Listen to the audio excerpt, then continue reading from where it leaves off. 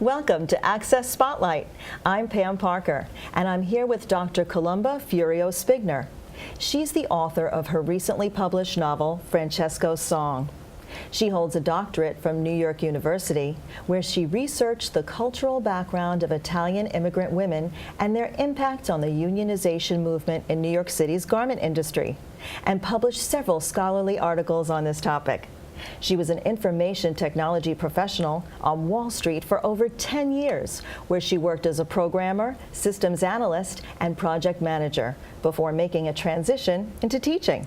She was an educator with the New York City Department of Education and CUNY, and continues to teach part-time.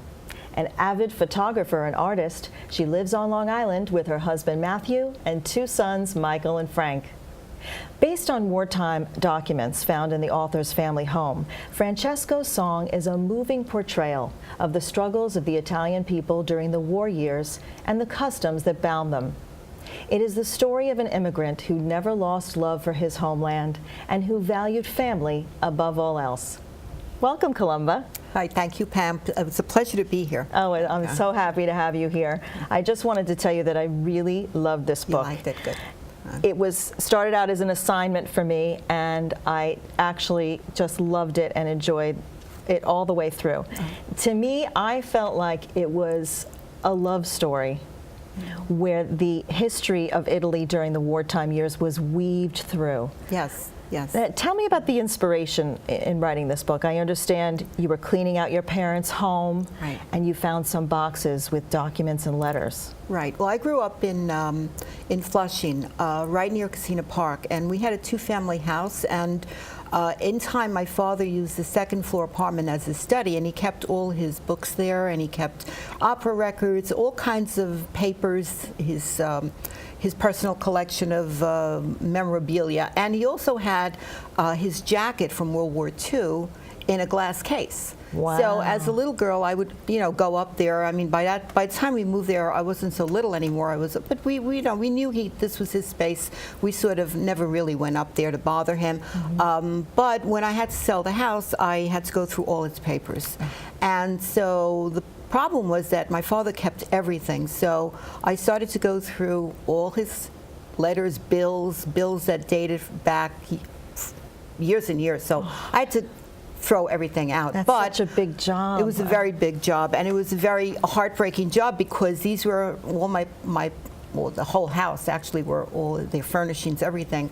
So when I started to go through his papers, that's where I found folder after folder of these papers. To me, they look like, I don't know if you remember back in the day before computers when we met to make a copy of something. Right. What we did was we took a sheet of paper and then the carbon paper, and then there was a copy behind it. Of course. And that's how you made a copy. Right. Well, he had kept all the copies of documents that he had prepared while he was in the Italian Army during World War II. Wow. So they were all in folders. They were all I found my mother's notebooks from when she was in school, and I still remember a little box. It was a Hershey's chocolate box, and inside, now I knew these letters existed, I just had never bothered to open them up and read them. Right. But that day I opened them up and I started to read them, the ones that I could, because they were typed in Italian. The ones that were typed I could read. Okay. Because I could read Italian if it's typed and it's clear. Right. But there were other letters that were written in his handwriting, and those I couldn't read. So I put them aside, and the ones that I could read, they were very emotional for me because I started to see what life was really like for them. And of course, I knew about all the stories. They would tell us all the stories when we were little, right, about what it was like during the war. But when you're a little kid, you don't really pay too close attention to a lot of these Now things. you're looking at it through an adult's eyes. Right. And right. having that kind of empathy and compassion almost for your parents that you didn't have when you were younger. Yes, yes. It was as if I was looking into a part of their life that I really didn't know about. Yeah. I mean, I didn't know anything about their life as young people that were in love and were separated because of the war. So now I had this opportunity, and for me, these documents were very important because originally my training is as a historian. Right. So when you're studying history academically, you are looking at primary sources, Yes. and these were all primary sources. Unbelievable. So I had the letters, they were all personal letters, I had the wartime documents, and I had the notebooks. And so this is really where the inspiration, I had to write these things down. I had to sort of, once you write something down, it becomes concrete. And Right. so that's where the inspiration came from. Did you feel in that moment when you were reading these letters and these documents that I have to preserve this? Was it like an immediate Absolutely. thing? Oh, absolutely, yes. In fact, I remember opening up all the letters and putting them, I got one of those big files, you know, where you can slip the papers in Right. and with plastic covering them so that I could read them later on. And it was very frustrating for me because the ones that I could read, you know, those were really special, but I Right. was dying to find out what was in the other letters. I wanted to be able Right. to figure out what was going on. I don't know if you've ever seen letters from that time period, but the handwriting is very unique, and unless you are familiar with that kind of a handwriting, it's very hard to decipher. Right. So after many years, I did find someone who was able to, from that time period, who was able to translate them for me. Wow. And I spent many hours in her kitchen. She would read the letters and translate them for me. I would record them on a tape recorder. Then I would go home and write them in English, type them up in English so that I could see. And what I saw was there started to be a pattern to the letters. Okay. And so that was only one part of the whole picture. But that's very tedious work, and Yeah. it sounds like it was years that you were compiling this information before you really sat down to write it. I had started to write it down before I got to the letters, Okay. but certainly around the same time I started to, the reason I started to write them down was we grew up with so many stories. When I was little, my father and mother would tell us stories about the old country, what it was like to grow up in Italy. So there were so many stories, and in my mind I sort of had to dig around to remember the stories, the details of all these colorful, to me they just seem like such colorful characters. Yeah, almost yes. like as if I was in a Fellini movie. Right. I felt that way too reading it. I was so drawn to the people and their personalities that, I mean, it was a bonus to learn about, you know, wartime Italy, because that's not really a subject that's covered as much in school. They usually talk about England and France, and so to me it was very eye-opening. And the fact that you were able to write in such great detail about the time, the events and battles. How did you know that? Did you do I did a major lot of research. There was a lot of research involved, but I couldn't classify it as a nonfiction book because there were just so many gaps in the story that I had to fill in the gaps with my own imagination based on the research. Wow. So for example, and then you start to ask yourself questions that you normally wouldn't think of asking. For example, once the war was over and my father was in Milan, how did he get back to Mola in the south? Right. So you would think that, oh, just get on the train and go. But given the circumstances at the time, it was not conceivable that would have happened. It might have happened, but I didn't know. Right. So I had to make up the story. I see. I did like that part when he got on the train to finally get home. He scrapes up enough money to get a train ticket, and of course it's crazy crowded, and he thinks he's on his way, and the train stops because there's no more tracks. There were no more tracks. The Germans blew up the tracks. As they retreated, they would blow up the tracks. And so it was very conceivable that he would have been stopped at that point. Right. And so in the book, the train stops at Pizarro. And Pizarro was at the far, because when the Germans invaded Italy, they set up lines of enforcements. Right. There was in the north the Gothic line, and in the south the Gustav line, which ended started casino, Monte Cassino, Right. and ended in Pizarro. So it was very likely that that would be a good spot for the tracks to be blown up Okay. as they retreated. Right, Yeah. so it wasn't just haphazard. You No. picked it for a reason, knowing where the lines were. Right. Right. Well, I would love to backtrack and just start a little bit more towards the beginning. Yeah. I find it so fascinating because I know it's real and it's Yeah. based on your parents, yet there are certain things which I didn't know as a reader. It did not stick out to me at all, you know, what you might have taken some license with. But I loved in the beginning when your parents were children, and their names are Francesco and Francesca. Francesca, I mean, you yes. can't make this stuff up, right? Right. And that when they were little, it was like a chance meeting. He was on his bike riding down the cobblestone street, and he came upon your mom with her sisters playing with dolls, and they locked eyes. Now, did that Right. really happen? No. It might have, I don't know. I loved it. I'm a romantic. So. Yeah, but you know, I mean, in such a small town, it's not unlikely that they would have met that way. But the meeting in the church that really did happen. That did happen, and that was really a little did bit happen. later. That So was they had later. that chance meeting. They were Yes. in church, in mass, and he can't stop looking at her. She senses it, but of course, in those times, you cannot, you know, you can't go up and talk to a boy, right? That Right, was completely. right. It was not a cool thing to do. No. For a lot of reasons. First, my grandfather was in the United States, so my grandmother was very protective of her daughters. This is my maternal grandmother. Right.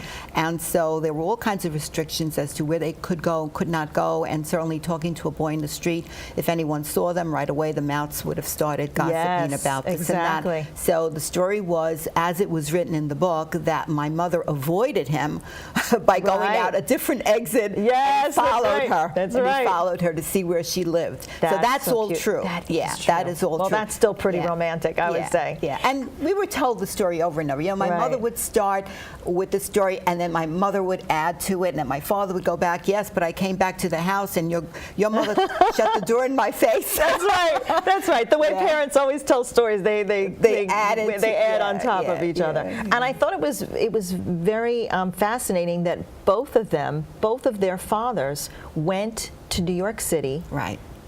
to find work so that they could send money back home. So they both were being raised by single mothers, basically, That's right. That's for right. many years. You know, it's interesting that when you start to write it down and you start to look at dates and you're putting two and two together, it's almost as if it's like a puzzle and you're putting all the pieces together and then you see the whole picture.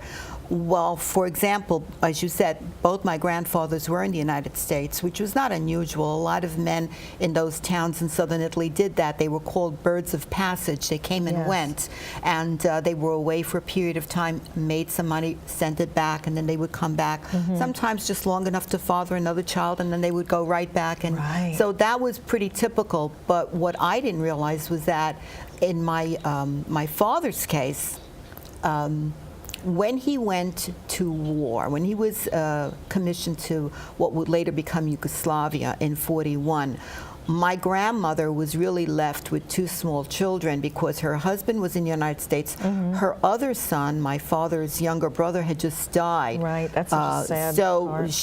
it was really hard. Yes, it Really hard. it really seemed Yeah. hard. I mean, Yeah. and then when he gets into the military police, you know, he had to apply for that, right? Right. He applied to get in, and he got through, and it was a big accomplishment. Right.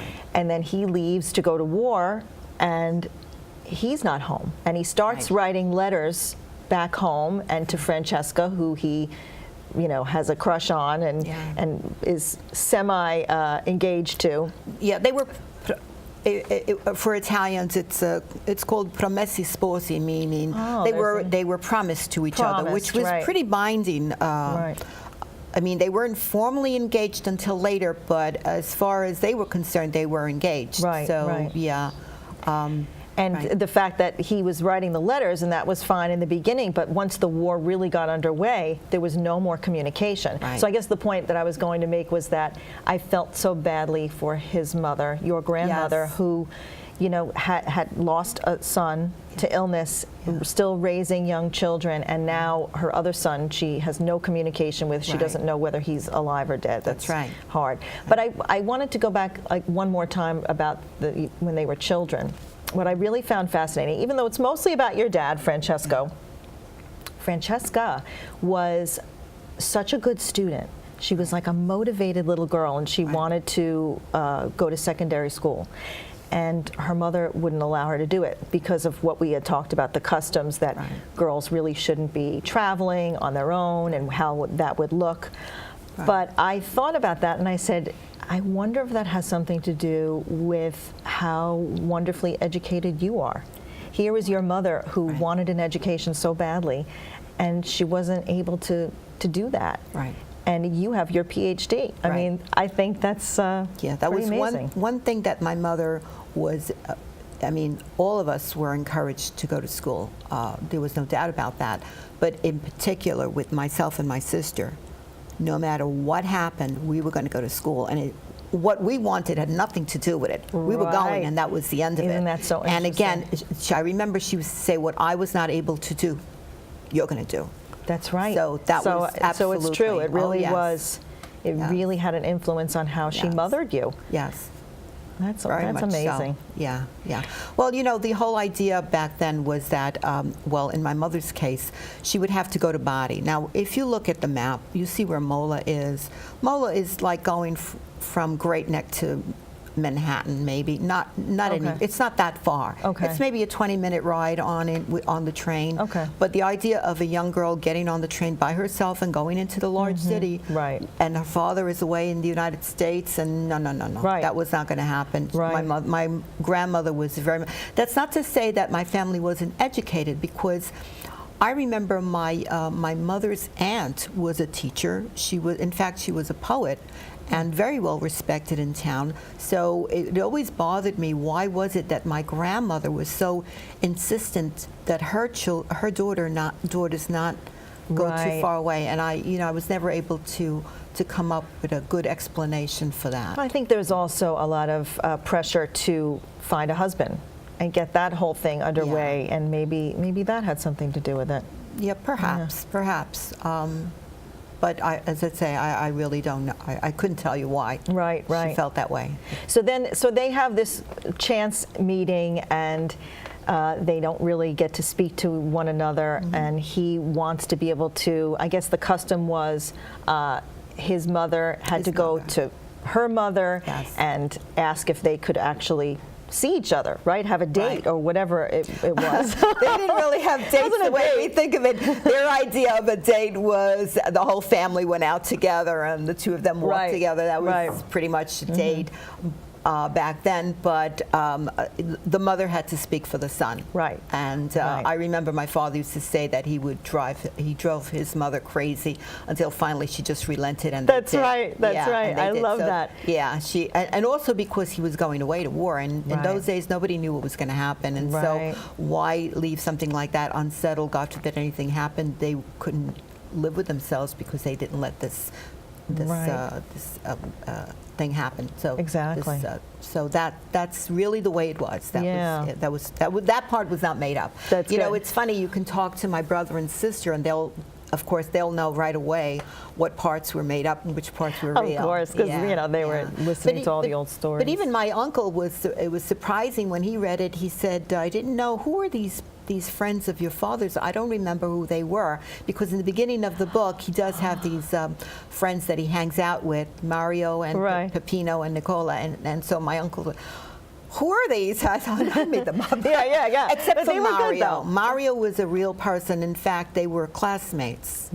Yeah, and actually a lot of the cultural mores that I talk about in the book came from his book, which he wrote in Italian, and it's called Come Eravamo a Mola. And he wrote this book for the young people of Mola so that they would know what it was like for their grandparents and great-grandparents. So that's I used that. And again, that was another book that I found that my father had in that attic. Oh, he did. He had that kept book. that from his friend. Yes. That's so interesting. Now, so he gets this position in the military police, I guess, right? And well, they were called the Carabinieri Reali. They were the Royal. The Royal. Yes. Okay. And that was considered a very elite group. Yes. Yeah, they were better trained and Right. better educated. And then he even went further when the commander said, does anybody know how to type here? And he raises his hand, and meanwhile he didn't know how to type at all. Right. He was chosen, and he taught himself, and he was doing a great job Yeah. in that Yeah. office. And then the Germans came, right? They invaded this particular station, this building. Well, what happened was, by that time, he had been transferred from Yugoslavia back to Milan. And that was Okay. a fluke, because he was supposed to have been transferred to Torino. At the last minute, they changed his order. He was transferred to Milan. When he gets to Milan, he sees Milan has been bombarded by the British. Yeah. And so he does not, he was not expecting this. So this was a little bit of a shock to him. Right, and he was right. assigned to a caserma in Milan. And now, once the armistice was signed, the Italian government signed an armistice with the Allies in '43. At that point, the Germans decided that this was the time to invade, and they did invade, coming through the Brenner Pass and occupying town after town in northern Italy. Right. And of course, they occupied Milan. At that point, all the soldiers in Italy were asked to report to the Grand Command. They called it the Grand. It was the German headquarters, and for reassignment. Now, what that reassignment meant is anybody's guess. Yeah. Reassignment could have been to a concentration camp, to a Right. work camp, to the Russian front. Could have been anywhere. Right. So the chances are that you would never come back. Right. So many Italian soldiers just ran for their lives, Yeah, and they ran to the mountains. Some of them joined the partisans, who were becoming very powerful at that time. Right, And right. my father, as the story goes, his police station in Milan had already been occupied by the Germans. He jumped out of the second floor window, Right. and ran for his life. Yeah. And he was actually hidden in a lumberyard. That's true. It What I wrote is? in the book, that Okay. is true. Wow. They hid him in the lumberyard, and later on he was put in touch with partisan work who were very active in that area, and they in turn put him in touch with a family Yes. who took them in. The Lorenzo family? Di Lorenzos, Di Lorenzo, yes. right. Yes. And what I found so fascinating about that, I mean, they were lovely to him. They took Yes. him in, and they fed him with what little, food they had, and they put him in their attic. Yes. But he really stayed there a long time Yes. without ever coming out, because he was so afraid that he would be caught, because where the Di Lorenzos lived was not very far from where his caserna was, right? Is that what? Well, they thought that he could be picked up. So He could have easily have been picked up, but they were in Seregno, which was a suburb of Milan. I went to visit Seregno, was it 2 years ago I went Oh, to visit. really? I wasn't able to locate the family. I know that they live in the area. I just didn't have the right address. I would have loved to have Wow. contacted them. But at any rate, my father did keep in touch with them for the rest of his life. They always wrote back and forth. They even saw each other. They went to visit each other. So I knew that my father was very close to them even after the war. that's amazing. Yeah, so that's what happened. But Yeah. actually, the Italian people hid these soldiers that were on the run. They hid Allied soldiers that fell in the wrong place.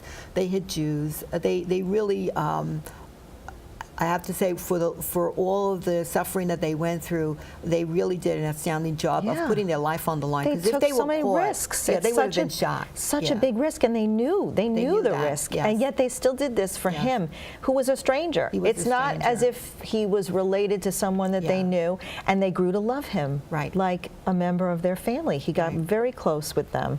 I thought that was a beautiful part of the story. I mean, it must have been excruciating to be stuck in that attic for as long as he Right. did, and then I guess a little bit after a year, he decided, okay, I could venture out a little, and that's when he went to visit the artist, right? Yeah, he was introduced to an artist who was actually he's a real person. He was Yeah. not made up.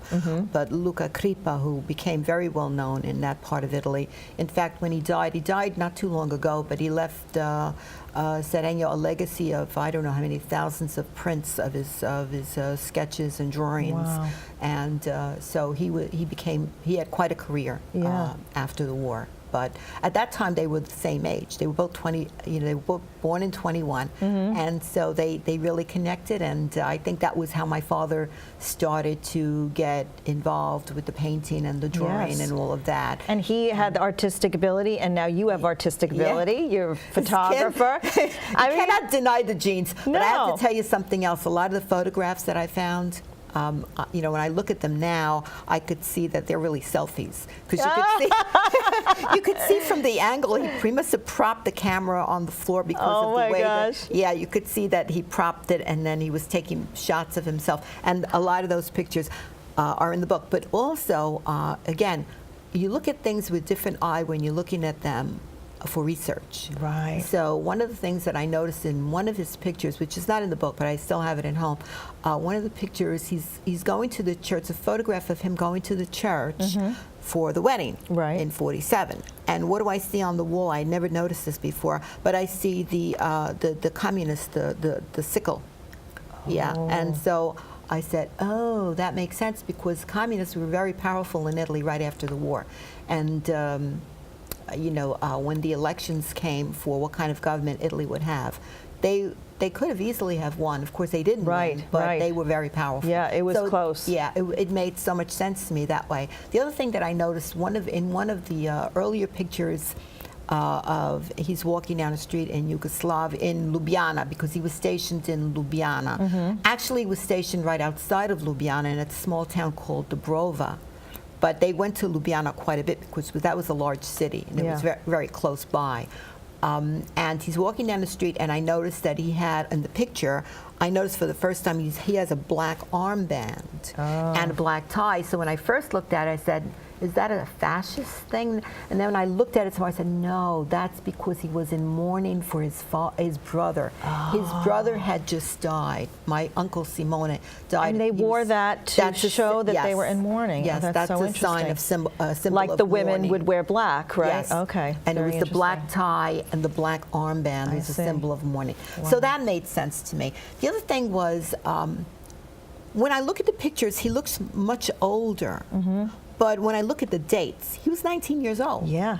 He was very young. Even just on the cover of the book, he Yeah. looks older than his years. We're almost out of time. I just wanted to bring up how wonderful it kind of comes to fruition that they do get married and they do come to New York. Yes. And what I thought was so fascinating was that they didn't go to Brooklyn where the other Mola immigrants were, because he wanted to do something new. They went to Long Island City. That's right. And I thought that really was a gutsy decision for him to do that. Yeah. And the book is kind of ended with, your mom is she doesn't speak English, and she's lonely, and she's raising kids, and she's just kind of displaced. Yes, and it was yet, very difficult for Yet her. I say, I look at you now and all the success that you've had, that they obviously, assimilated and made a great life for they you did. and for their children and did. grandchildren. Yes. So it's an amazing story. Well, thank I you. loved reading it. I hope everybody reads this book. Thank you very much. It's entertaining, it's poignant, and it's really beautiful. So thank you for so being much. here. And again, thank you for having me. It was a pleasure to be here. Oh, Thanks. it's so great. Thank you. Okay.